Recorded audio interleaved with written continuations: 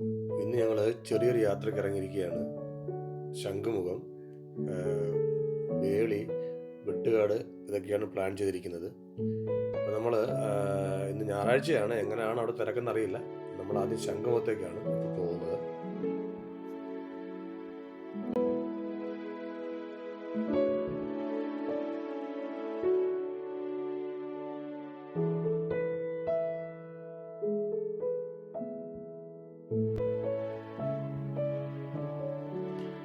തിരുവനന്തപുരത്ത് ഈ കോവളം മീൻസ് കഴക്കൂട്ടം കാരോട് ഹൈവേ വന്നതിന് ശേഷം തിരുവനന്തപുരത്തിൻ്റെ മുഖച്ഛായ തന്നെ മാറിയിട്ടുണ്ട്. ഇപ്പോൾ ഒരു 5 വർഷം കഴിഞ്ഞൊക്കെ ഇവിടെ തിരുവനന്തപുരത്ത് വരുന്ന ഒരാൾക്കാണെങ്കിൽ ഇവിടെ ഒന്നും മനസ്സിലാവത്തില്ല ഈ ഹൈവേ കണ്ടു കഴിഞ്ഞാൽ. ഇതിപ്പോൾ അനന്തപുരി ഹോസ്പിറ്റലിൻ്റെ മുമ്പിൽ ഇവിടെ മറ്റേ മാൾ ഓഫ് ട്രാവൻകൂർ മുമ്പിലുള്ള ഹൈവേ ആണിത്.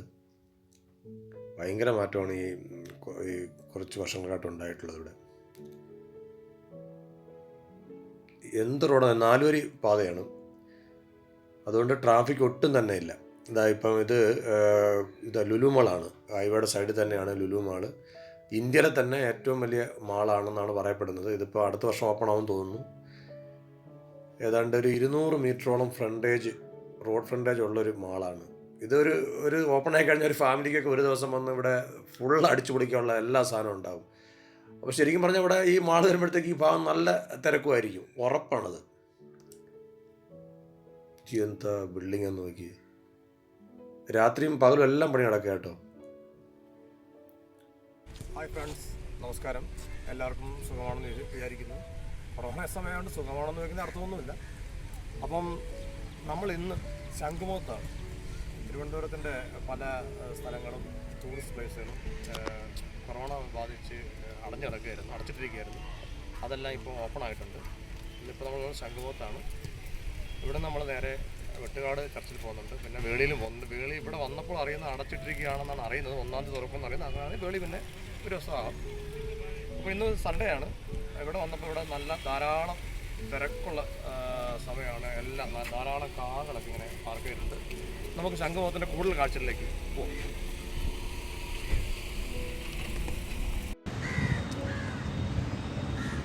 ശംഖുമുഖത്ത് സൺഡേ ആയതുകൊണ്ട് നല്ല തിരക്കാണ്. ധാരാളം വാഹനങ്ങളിവിടെ പാർക്ക് ചെയ്യുന്നത്, ധാരാളം കാറുകൾ.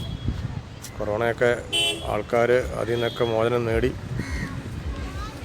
സാധാരണ ജീവിതത്തിലേക്ക് തിരിച്ചു വന്നുകൊണ്ടിരിക്കുകയാണെന്നാണ് ഇത് തെളിയിക്കുന്നത്. കാരണം എനിക്ക് തോന്നുന്നു 8-9 മാസമായിട്ട് ജനങ്ങൾ കൊറോണ പേടി കാരണം വീട്ടിൽ തന്നെ കഴിഞ്ഞുകൂടുകയാണ്. എന്ത് ചെയ്യാൻ പറ്റും? അങ്ങനെയാണ്. അതുകൊണ്ട് എല്ലാവരും പുറത്തിറങ്ങി തുടങ്ങിയിട്ടുണ്ട്. നമുക്ക് ഈ ഉടനെ തന്നെ ഈ കൊറോണ നമ്മളെ വിട്ട് നമുക്ക് വീണ്ടും പഴയ ജീവിതം തിരിച്ചു കിട്ടുമെന്ന് പ്രതീക്ഷിക്കാം.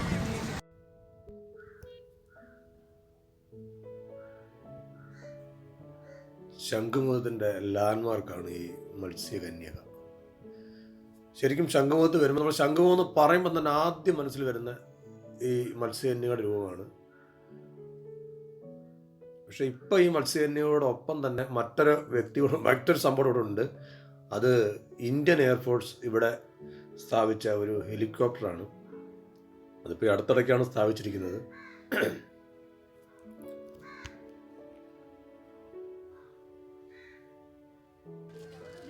ഇത് റഷ്യൻ നിർമ്മിത ഒരു ഹെലികോപ്റ്ററാണിത്. ശരിക്കും പറഞ്ഞാൽ ഇന്ത്യൻ എയർഫോഴ്സ് ഇതൊരു യുദ്ധമുന്നിൽ ഉള്ള ഹെലികോപ്റ്റർ അല്ലെന്നാണ് എൻ്റെ തോന്നുന്നത്. കാരണം ഒരു പാസഞ്ചറെ കൊണ്ടുവന്ന് 10-12 പേരെയൊക്കെ കൊണ്ടുപോകാൻ പറ്റുന്ന ഒരു ഹെലികോപ്റ്റർ, പിന്നെ റെസ്ക്യൂ ഓപ്പറേഷനൊക്കെ നമുക്ക് അവർ ഉപയോഗിക്കുന്നുണ്ടാകുന്ന ഒരു ഹെലികോപ്റ്ററാണ്. ശരിക്കും ഇത് കണ്ടം ചെയ്ത ഹെലികോപ്റ്ററാണ്.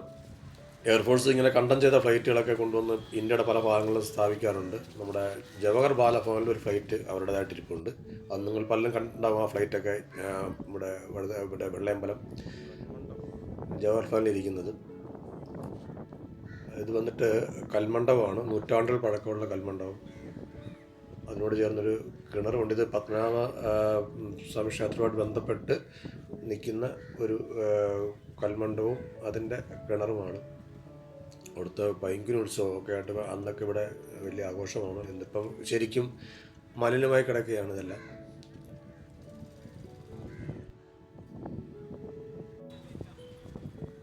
ഞായറാഴ്ച ആയതുകൊണ്ട് നല്ല ആളാണ്. പിന്നെ കൊറോണ പേടിയും കുറേശ്ശെ ആൾക്കാർ കുറഞ്ഞു വരുന്നുണ്ട്. ഞാൻ നേരത്തെ പറഞ്ഞില്ലേ, അവിടെ കാറ് പാർക്ക് ചെയ്ത് നല്ല തിരക്കായിരുന്നു.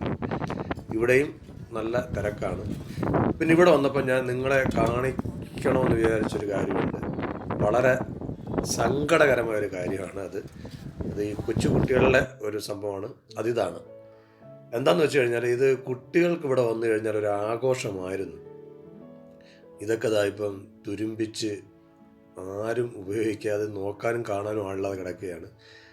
എന്നാലും ഇതിൻ്റെ അടുത്ത് കുറച്ച് കുട്ടികളൊക്കെ ഇരിപ്പുണ്ട് കേട്ടോ. അവരൊക്കെ വളരെ നിരാശയോടെ അതിനകത്ത് എന്താ പറയുക, ചില പേരൻസൊക്കെ അതിനെ കുട്ടികളൊക്കെ എടുത്തതിനകത്ത് ആക്കി സ്വന്തമായിട്ടൊക്കെ അവർ അങ്ങോട്ടും ഇങ്ങോട്ടൊക്കെ ഒന്ന് അനക്കിയൊക്കെ വെച്ചിട്ടുണ്ട്, അനക്കിയൊക്കെ ഇരിപ്പുണ്ട് അവിടെ. പക്ഷേ കുട്ടികൾക്കാണ് ഈ കൊറോണ. എനിക്ക് തോന്നുന്നതേ, കുട്ടികൾക്ക് നല്ല അവരുടെ ബാല്യകാലത്തുള്ള ഇങ്ങനെയുള്ള സാധനമൊക്കെ അവർ നഷ്ടപ്പെട്ടു. ഇനിയിപ്പം കൊറോണ അടുത്ത വർഷമൊക്കെ ഭേദമാകുമ്പം മാറ്റം ഉണ്ടാവും. ഇപ്പോൾ ഇവിടെ പല കാഴ്ചകളും കാണാം. നമുക്ക് ആ കുട്ടികളുടെ കാഴ്ചകൾ നോക്കിക്കഴിഞ്ഞാൽ അവരെ പിന്നെ പേരൻസ് എടുത്ത് ഈ ഫ്ലൈറ്റ് പോലത്തെ ഒരു സാധനമുണ്ട്, അതിലിരുത്തിയേക്കുന്നത്. ഇതിനകത്ത് ഞാൻ വന്നപ്പോൾ ഒരു കൊച്ചി ഇരിപ്പുണ്ടായിരുന്നു. എൻ്റെ വീഡിയോ കണ്ടുകൊണ്ട്, ക്യാമറ കണ്ടുകൊണ്ട് എടുത്ത് ഇറങ്ങി ഓടിയതാണ്.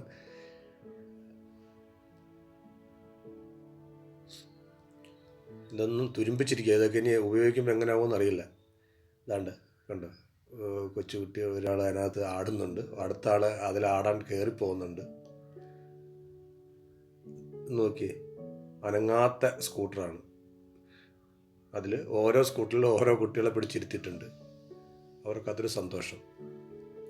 ഇതൊക്കെ ഇനി ഓടുമോ എന്ന് പോലും അറിയത്തില്ല. എല്ലാം തുരുമ്പിച്ച്, പാളമെല്ലാം തുരുമ്പിച്ച് കാടും കയറി കിടക്കുകയാണ്. അപ്പോൾ ഇതൊക്കെ നടത്തി ഓപ്പറേറ്റ് ചെയ്യുന്നവർക്കൊക്കെ എന്തുമാത്രം നഷ്ടമുണ്ടായെന്ന് ആലോചിച്ച് നോക്കണം. കൊറോണ നല്ല നഷ്ടം ഉണ്ടാക്കിയിട്ടുണ്ട്. സത്യത്തിൽ വേളിപ്പാൻ ഇറങ്ങിയതാണ്, പക്ഷേ തേഞ്ഞു. ഇനി 1-ാം തീയതി അവിടെ തുറക്കത്തുള്ളൂ. അപ്പം വെട്ടുകാട് ചർച്ചിൽ പോകാം. അവിടെ ഉത്സവമാണെന്ന് പറയുന്നാലും അവിടെ പോയി നോക്കാം. നമുക്ക് നല്ല തിരക്കായിരിക്കുമെന്ന് തോന്നുന്നു, നോക്കാം. ഇന്ന് നവംബർ മാസത്തിലെ 3-ാം ഞായറാഴ്ചയാണ്. ഇന്നിവിടുത്തെ എന്താ പറയുക, ക്രിസ്തു രാജ്യത്വ തിരുനാളാണ്. ഇന്ന് സമാപനമാണ്. സാധാരണ ഈ ദിവസങ്ങളിൽ ഇവിടെ മണ്ണ് വാരി നിലത്തിട്ടാൽ വീഴാത്തത്ര ആളുണ്ടാവും. ഇതൊരു ഇൻ്റർനാഷണൽ എന്താ പറയുക, ഒരു തീർത്ഥാടന കേന്ദ്രമാണ്, അന്തർദേശീയ തീർത്ഥാടന കേന്ദ്രം. പക്ഷെ ഇന്ന് ആ കൊറോണ കാരണം അത്ര ആളില്ല. അപ്പം ഈ ഉത്സവമായിട്ട് ഞാൻ എന്തായാലും ഈ പള്ളിയിലൊന്ന് കയറി പ്രാർത്ഥിക്കണമെന്ന് ആഗ്രഹിക്കുന്നു. അപ്പം ഞാൻ ഈ പള്ളിയിലൊന്ന് കയറിയിട്ട് വരാം. വന്നിട്ട് ഈ പള്ളിയെക്കുറിച്ച് കുറച്ച് കൂടുതൽ പറയാം.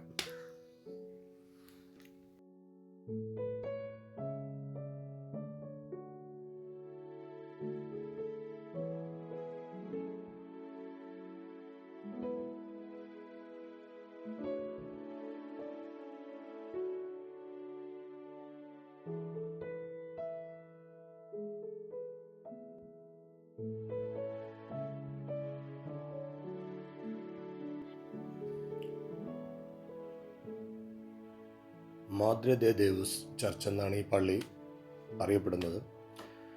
ഇതിൽ മാതാവാണുള്ളത്. മാതാവ് പള്ളിയാണിത്. ഒരു പിന്നെ വേളാങ്കണ്ണി നമ്മുടെ ചർച്ചില്ലേ, അതുമായിട്ട് റിലേറ്റഡ് ആയ ഒരു ചർച്ചാണ് ഇത്.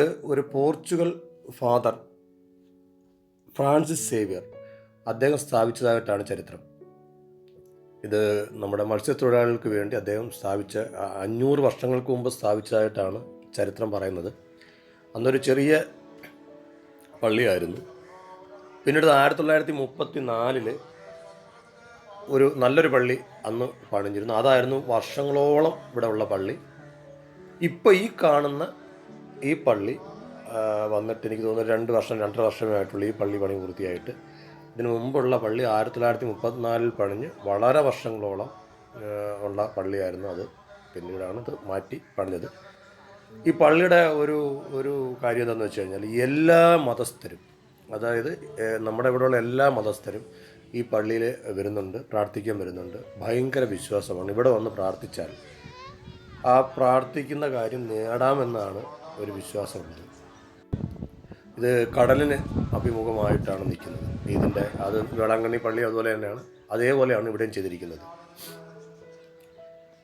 പിന്നീട് ഈ പള്ളിയുടെ മറ്റൊരു കാര്യം എന്ന് വെച്ച് കഴിഞ്ഞാൽ,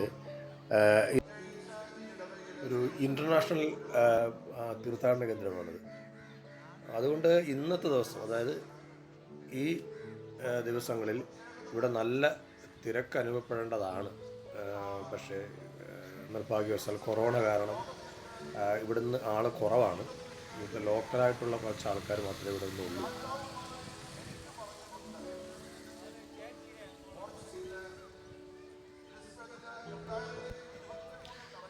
ഈ ചർച്ചിനകത്ത് വിഷ്വൽസിനെ കാണിക്കണമെന്നുണ്ടായിരുന്നു, പക്ഷേ നിർഭാഗ്യവശാൽ അകത്ത് ഷൂട്ട് ചെയ്യാൻ പറ്റില്ല എന്ന് പറഞ്ഞു. അതുകൊണ്ട് എനിക്കത് അകത്ത് ഷൂട്ട് ചെയ്യാൻ പറ്റിയില്ല. പക്ഷേ നിങ്ങൾ തിരുവനന്തപുരത്ത് വരുന്നവർ, എയർപോർട്ടിനടുത്താണ്, അപ്പം തിരുവനന്തപുരത്ത് വരുന്നവർ ഈ ചർച്ചിൽ വന്നു കഴിഞ്ഞാൽ നിങ്ങൾക്ക് എന്താ പറയുക, ഒരു നല്ല മനസ്സമാധാനം കിട്ടുന്നൊരു സ്ഥലമാണ്. കടലിനോട് ചേർന്ന്, എന്താ പറയുക, കടലിൻ്റെ മക്കൾ ആണ് ഇത്. കൂടുതൽ ഈ പള്ളിയിലെ വിശ്വാസികൾ അവരാണ് ഇതിൻ്റെ ബാക്കിയുള്ള കാര്യങ്ങളൊക്കെ ഉള്ള നോക്കി നടന്ന അവരാണ്.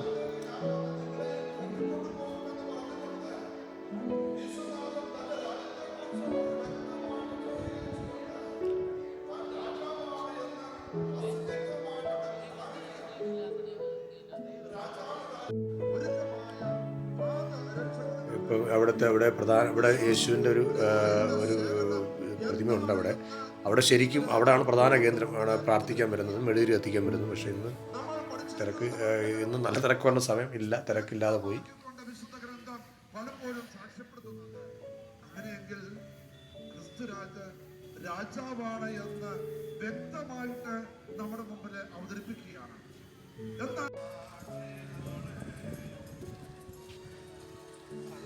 ഇന്ന് വീഡിയോ ഇവിടെ അവസാനിക്കുകയാണ്. കാഴ്ചകൾ നിങ്ങൾക്ക് ഇഷ്ടപ്പെട്ടിട്ടുണ്ടെങ്കിൽ ലൈക്ക് ചെയ്യുക, ഷെയർ ചെയ്യാനും മറക്കണ്ട, ഒപ്പം സബ്സ്ക്രൈബ് ചെയ്യാനും മറക്കണ്ട. അപ്പം നമുക്ക് കൊറോണ കഴിഞ്ഞിട്ട് പുതിയ ടൂറിസ്റ്റ് കേന്ദ്രങ്ങൾ കേരളത്തിൽ പല കേന്ദ്രങ്ങളും ഓപ്പണായി വരുന്നുണ്ട്. ഇനി പൊന്മുടി അടുത്ത മാസം ഓപ്പൺ ആവണമെന്ന് അറിയുന്നുണ്ട്. അപ്പോൾ നമ്മളിനി അങ്ങോട്ടാണ് പോകുന്നത്. കൊറോണ കഴിഞ്ഞുള്ള പൊന്മുടി എങ്ങനെയുണ്ടെന്ന് അറിയണം.